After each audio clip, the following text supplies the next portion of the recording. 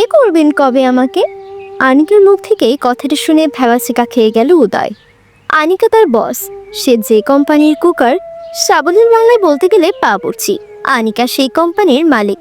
উদয় স্বস্তির নিঃশ্বাস ফেলল, কারণ আনিকা মেয়েটা ভীষণ গল্পপ্রিয়। হয়তো গল্পের প্রথম লাইনে বলেছে, থেমে গেলেন কেন? গল্পের বাকি অংশ বলবেন না? আনিকা চেয়ারটা সোজা করে বসে। আমি সব সময় গল্প পড়তে ভালোবাসি, ভীষণ বইপ্রিয় একটা মেয়ে। মাঝে মাঝে দারোয়ানকে ডেকেও তার সাথেও গল্প পড়ি। কেউ ভালো পায়, কেউ পাগলামো বলে, কিন্তু আমি আজকে কোনো গল্প পড়ছি না, আমি মন থেকেই বলছি। উদয় বিপদে পড়ে গেল। আনিকা আবার তার চরিত্রের পরীক্ষা নিচ্ছে না তো, নাকি সে লোভী কিনা তা ঘেটে দেখছে। কোনো রকম জবাব দিল, আমি অল্প শিক্ষিত একটা ছেলে, গ্রাম থেকে এসেছি। বড় ছেলে বিধায় পুরো পরিবারটাকে আমারই দেখতে হয়। বাবা অসুস্থ, যে টাকা বেতন দেন তা দিয়ে কোনো রকম বাবার ওষুধপত্র কিনে টেনে টুনে চলে যায়। কিন্তু আমি লোভী নই বস। আনিকা কিছু মুহূর্ত চুপ থেকে বলল, আপনি কত সুন্দর করে গুছিয়ে কথা বলতে পারেন, আপনার এই ব্যাপারটাই আমার খুব হিংসে ধরায়। তাছাড়া আপনি যে ভাবছেন আসলে আমি তা করছি না। সত্যি আমি আপনার ব্যাপারে সব জানি। আপনি লোভী নন, তা আমি অনেক আগেই বুঝেছি। লোভী নন সেই কারণেই তো আপনাকে আমার আরো বেশি ভালো লাগে। কথাগুলো সরাসরি বলছি বলে ভাববেন না আবার মেয়েটার লজ্জা শরম কম। উদয় এবার সত্যি সত্যি অবাক হয়ে যায়। এবার সে নিশ্চিত আনিকা সত্যি সত্যি বিয়ের প্রস্তাব দিচ্ছে। কিন্তু কেন? সে তো দেখতেও খুব সুদর্শন নয় যে শুধু চেহারা দেখে সব ভুলে যাবে। উত্তর দিল, বিদেশি গল্প পড়তে পড়তে মাথা খারাপ হয়ে গেছে বস। আনিকা হাসলো, তবে শব্দ করে নয়। বলল, জানি আমি দেখতে সুন্দরী না, প্রতিটা সাধারণ মেয়ের মতো রান্না করতে পারি না, শাড়িও পরতে পারি না, আরো অনেক কিছু। এসব আপনার অপছন্দ হতে পারে, কিন্তু আমার আপনাকে ভালো লেগেছে, বিয়ের প্রস্তাবও দিলাম, বাকিটা আপনার হাতে। আমি কাউকে জোর করতে পছন্দ করি না, জানেনই তো। উদয় চলে আসলো পাকঘরে। উদয় পারিবারিক অসচ্ছলতার কারণে লেখাপড়া বেশি দূর করতে পারেনি। ছোটবেলা থেকে হোটেলে কাজ করেছে, তার রান্নার হাত ভালো, গ্রামের সুনাম আছে। সেই সুবাদে এই কোম্পানির কুকার হিসেবে যোগ দিয়েছে। অন্য জায়গা থেকে এখানে খুব ভালো বেতন পায় সে। মিথ্যা বলে না সচরাচর, কিন্তু একটা বড় মিথ্যে সে অনেক আগে আনিকার কোম্পানির কাছে বলেছে। সে অবিবাহিত, একটি মাত্র মিথ্যা।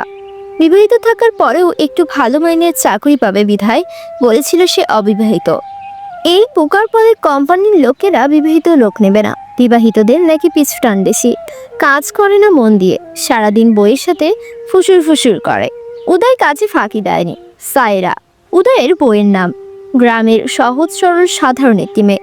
7 বছর প্রেম করে তাকে বিয়ে করেছে উদয়। আবার বিয়ের 7 বছর পূর্ণও হয়েছে কয়েকদিন আগে। একটা ছেলে আছে, প্রথম শ্রেণীতে ভর্তি করাবে ভাবছে। উদয়ের রাতে ঘুম হচ্ছে না।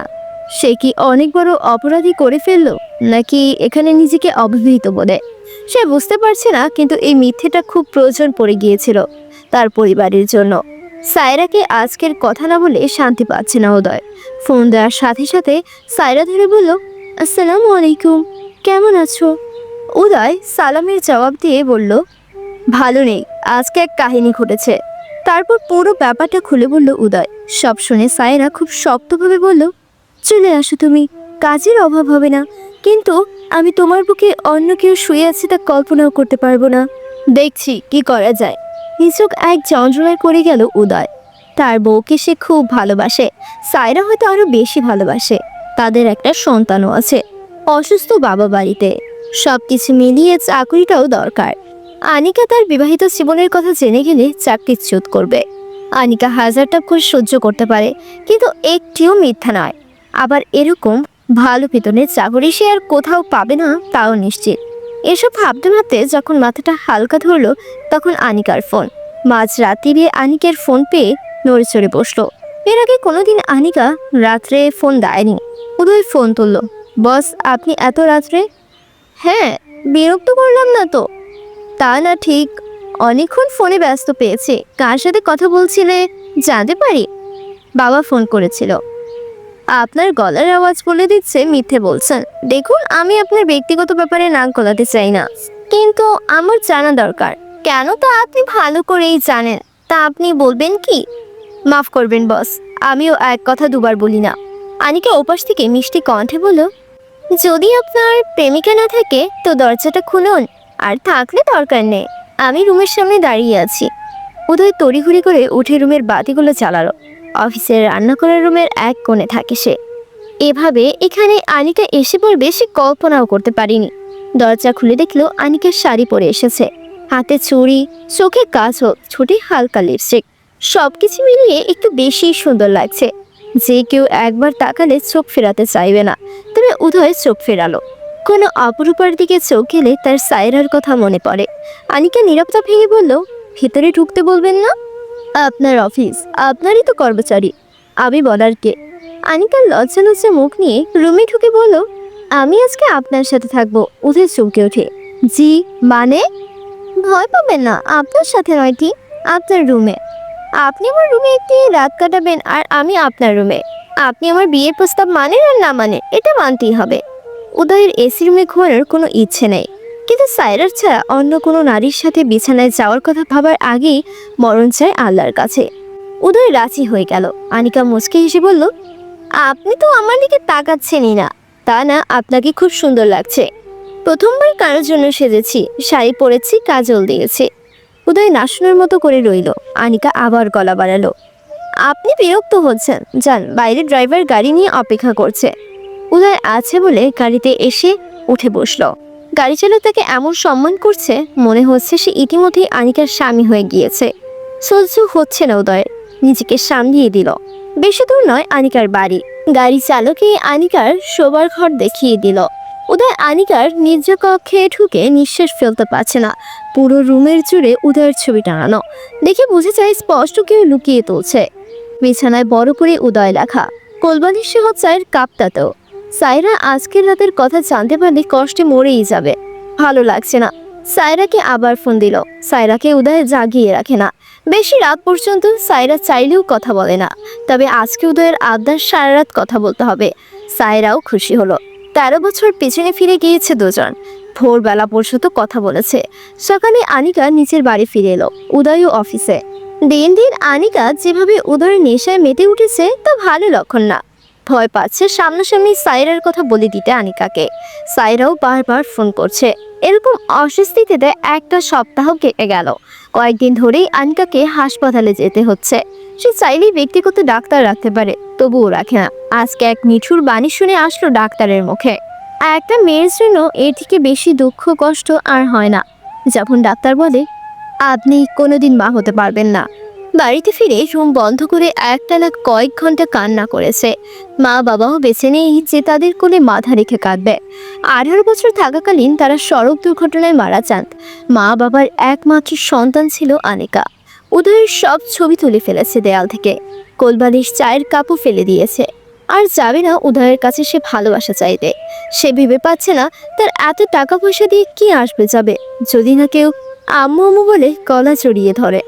ঠিক করে নিয়েছে উদয় ছুটি কাটিয়ে আসতেই সবকিছুর জন্য ক্ষমা চেয়ে নেবে। উদয় সকালে ছুটি নিয়েছে। আনিকার কাছে ছুটি হলেও উদয় আর কোনোদিন ফিরে আসবে না। বাড়িতে গিয়ে ফোনে আনিকার কাছে মিথ্যে কথা বলার জন্য ক্ষমা চেয়ে নেবে। সায়রাকে আসার কথা জানায়নি। হঠাৎ উদয়কে দেখে সায়রার মুখের অবস্থা কেমন জানি হয়ে যায়। উদয়ের এই দৃশ্যটা খুব প্রিয়, সেজন্যই জানায়নি। বাড়িতে পৌঁছাতে পৌঁছাতে তার প্রায় রাত্রি দ্বিপ্রহর হয়ে যায়। দরজায় তালার একটা চাবি উদয়ের কাছে আছে, সেজন্য সায়রাকে ডাকেনি। সকালে উঠে যখন দেখবে সায়রা তার বুকে, সায়রা চমকে উঠবে। সায়রা জেগে যাবে ভেবে আস্তে আস্তে দরজা ঠেলে ভেতরে ঢুকলো উদয়। রুমে ঢুকার পর খাট নড়াচড়া করার শব্দ শুনে উদয় বাতি জ্বালালো। দেখলো ছেলেটা ঘুমিয়ে আছে, আর সায়রা কোনো পুরুষের সাথে প্রেমলীলায় মত্ত আছে। রুমের বাতি চালানোর পরেও তাদের হুঁশ হলো না। উদয় এই দৃশ্য সহ্য করতে পারল না। বুকে যেন কেউ চাকু মেরে কলিজা বের করে নিয়েছে। সায়রা বলে জোরে একটা চিৎকার দিল। পাশের রুমের অসুস্থ বাবা সজাগ হয়ে গেল। ছেলেটা সজাগ হয়ে গেল। সঙ্গে সঙ্গে সায়রা আর তার খাটের সঙ্গীও। সঙ্গীটাকে পালানোর সুবর্ণ সুযোগ করে দেয় উদয়। তার দিকে চোখ তুলেও তাকায়নি। এই সঙ্গী আর কেউ না, যে তাকে ভালো একটা বেতনের চাকরির খোঁজ দিয়েছিল সে। তার টাকা পয়সার অভাব নেই। এমপি ছেলে। ছেলেটা বাবাকে দেখে খুশি হয়েছে বেজায়। এত কিছু বুঝেনি। ছেলেটা আবার ঘুমিয়ে গেলে সায়রাকে কান্না সিক্ত নরম গলায় উদয় একটি কথাই জিজ্ঞেস করে, কথা ছিল আমরা সারা জীবন গাছতলায় থাকবো, তবুও আলাদা হব না। আর না জানি কবেই তুমি আবার থেকে আলাদা হয়ে গেছো। বলো না কেন, ছেলেটার কথা একবারও ভাবলে না? সায়রার মুখের উপর বলে দেয়, আমার কথা কে ভাববে? বছরে একটা শাড়ি ছাড়া কি দিতে পারিস তুই? উদয় নিরুত্তর। এরকম একটা দিন উদয়ের জীবনে আসবে স্বপ্নেও ভাবেনি। সে বুঝতে পারছে সায়রা আর তার 7 বছরের প্রেমিকা সায়রা বা 7 বছরের স্ত্রী সায়রা দুটোর একটাও নেই। এক কাপড়ে চলে যায় বাইরে, যেখানে তার প্রেমিক বাইক নিয়ে দাঁড়িয়ে আছে। সকালে উঠে ছেলে ফারাজ মাকে খুঁজছে, মা জেনে ছেড়ে চলে গিয়েছে। উদয় লুকায়নি, উদয় স্পষ্ট বলে দিয়েছে মা তোমাকে আমাদের ছেড়ে ভালো থাকতে চলে গিয়েছে। তারপর থেকে ফারাজ নাওয়া খাওয়া বন্ধ করে চুপচাপ বসে থাকছে। বাবার অসুস্থতা একটু না অনেক বেশি বেড়ে গিয়েছে, এতটাই বেড়ে গিয়েছে যে সায়রা চলে যাওয়ার 3 দিনের মাথায় মারা যান। এর ভিতরে উদয়ের ফোন বন্ধ ছিল একটানা 1 সপ্তাহ। সেই কারণে আনিকার ফোন ধরতে পারেনি সে। আজকে ছেলেকে নিয়ে আবার আনিকার উদ্দেশ্যে রওনা দিয়েছে উদয়। দরকার পড়লে আনিকার পায়ে পড়ে মাফ চাইবে, চাকরি ছেড়ে দিবে, ছেলেটাকে নিয়ে গ্রামেই থাকবে। আনিকার সামনে উদয় আর তার ছেলে। আনিকা উদয়ের ছেলেটাকে খেয়াল করছে ভালো করে। ঠিক নাকের বাম পাশে তিল ফারাজের, আর আনিকারও সেখানেই সেরকম একটা তিল। ছেলেটাকে কাজ ডাকতে ইচ্ছে হলেও ডাকেনি, খুনের অবস্থা মৃত্যু শয্যাশায়ী তার। আনিকা কষ্ট হলেও উদয়ের কাছে সবকিছু খুলে বলে ক্ষমা চেয়ে নিল। আনিকার এরকম অবস্থাতে কিভাবে সে বলবে যে ছেলেটা দাঁড়িয়ে আছে পাশে, সে তারই সন্তান? উদয় বলেনি, ভেবেছিল চলে যাবে। আনিকা শেষে বলল, পিচ্চিটাকে ভাতিজা। এই কথা শুনে ফারাজ কান্না করে দিয়ে বলল, আমি তোমার ভাতিজা আব্বু, তুমিও মায়ের মতো আমাকে ছেড়ে চলে যাবে? না হলে আমাকে বিক্রি করে দিতে এসেছো এখানে? না, আমি কি এতই খাই পড়ি? আনিকা সঙ্গে সঙ্গে উঠে দাঁড়িয়ে স্বাভাবিক হয়ে বলল, আপনার ছেলে আপনার মতোই হয়েছে। কথার কড়া জবাব দিয়ে দেয়। আনিকার এরকম স্বাভাবিক আচরণে উদয় অবাক হয়। আনিকার যে আর কিছু আসে যায় না, উদয় বিবাহিত নাকি অবিবাহিত তা নিয়ে, বরং উদয়ের ছেলেটাকে দেখেই ভালো লাগছে। নাকের বাম পাশের তিলটার জন্য ভুলতেও পারবে না কোনোদিন। উদয় চলে যায়নি, বা আনিকাও চাকরিচ্যুত করেনি মিথ্যা বলার জন্য। অবশ্যই করতো শুধু ছেলেটার জন্য। না হয় আনিকা মিথ্যা সহ্য করার বেটি নয়। শত যাই হোক, অফিসের পাশেই ছোট বাসা নিয়েছে উদয়। বাপ ছেলে ভালোই থাকে। একে স্কুলে ভর্তি করিয়েছে ফারাজকে। আনিকা রেস্টুরেন্টে একবার দেখা করে আসে, উদয়কে জানতে দেয় না। ফারাজকে মানা করে দেওয়াতে সেও বলে না।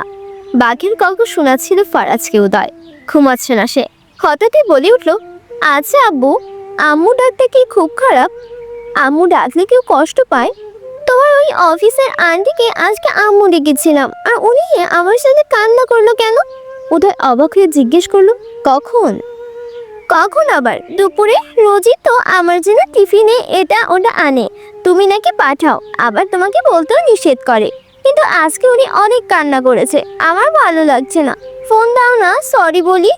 উদয় আবার বিড়ম্বনায় পড়ে গেল। ফোন দিতে বাধ্য হলো প্রায়, না হলে ঘুমাচ্ছেই না।